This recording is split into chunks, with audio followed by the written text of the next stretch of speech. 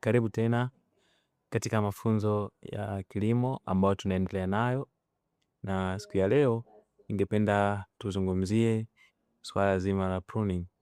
Maana ya pruning, faida ya pruning, na kwa nini ni muhimu kufanya pruning katika shamba lako au bustani yako. Cha kwanza,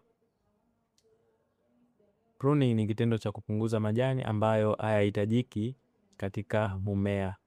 Majani haya yanaweza kuwa yameharibika au yameshakwisha kuliwa na wadudu.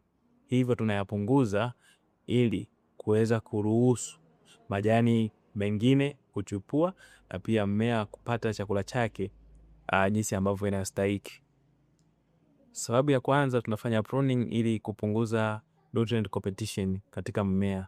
Yaani majani yale ambayo hayahitajiki yameharibika yana kiwango kikubwa cha kufyonza nutrient na kunyima uhuru wa mmea kuendelea kukua.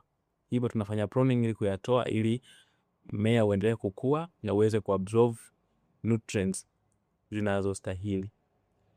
Kingine, pruning inasaidia kupunguza attraction ya wadudu katika shamba au katika mmea husika. Hivyo ni muhimu sana kufanya pruning, na tunashauri sana katika zao la nyanya. Pruning ni muhimu sana. Asante, like, share na comment.